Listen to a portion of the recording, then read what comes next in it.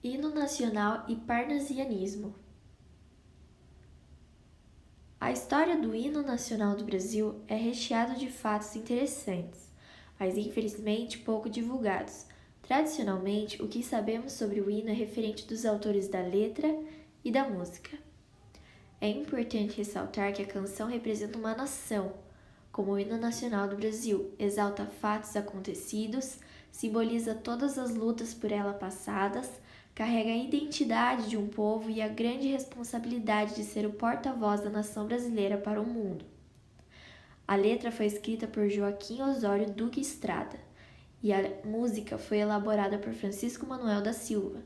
O hino nacional brasileiro foi criado em 1831 e teve diversas denominações antes do título, hoje oficial. Ele foi chamado de hino 7 de abril em razão da abdicação de Dom Pedro, marcha triunfal e, por fim, hino nacional.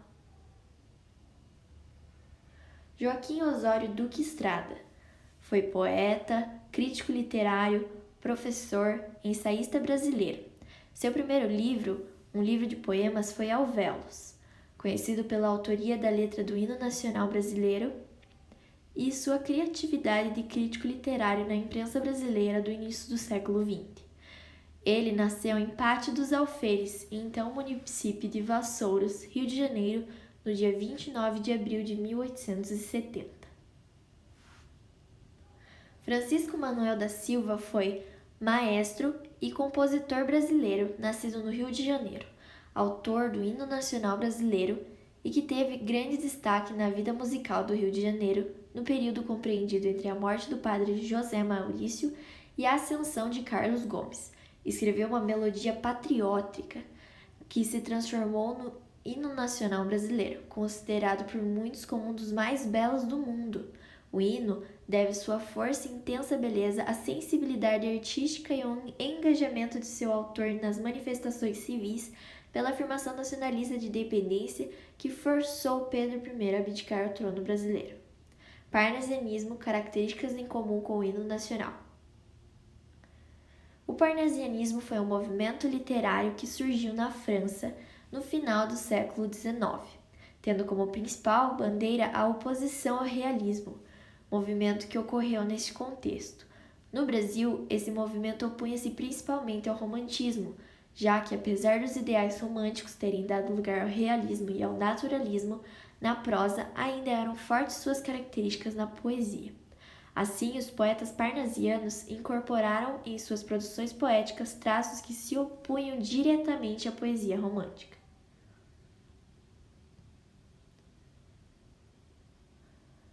Os parnasianos acreditavam que a arte reside nela mesma e não no mundo exterior. Estudando as escolas literárias, percebe-se que o homem está sempre rompendo com o que considera ultrapassado e propondo algo novo, e esse novo tem alguma de suas características no arcadismo.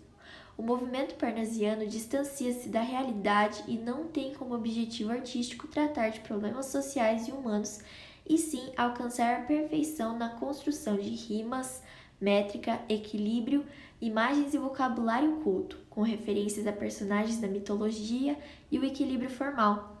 O conteúdo dessa arte não passava de uma pintura artificial com o objetivo de ganhar prestígio entre as classes letradas da sociedade brasileira.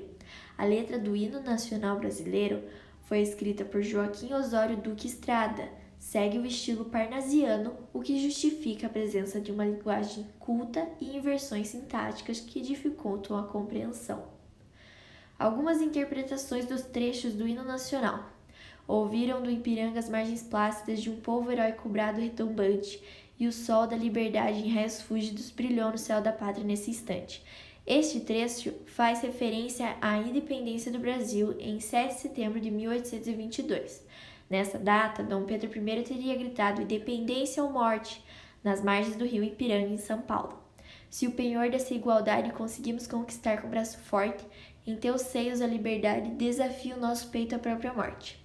Essa parte diz que o povo brasileiro conseguiu conquistar a igualdade com muita luta, por isso somos capazes de morrer pela liberdade. Gigante pela própria natureza, és bela, és forte, impávido do colosso, e o teu futuro espelha essa grandeza. Os versos ressaltam a variedade de riquezas naturais do Brasil.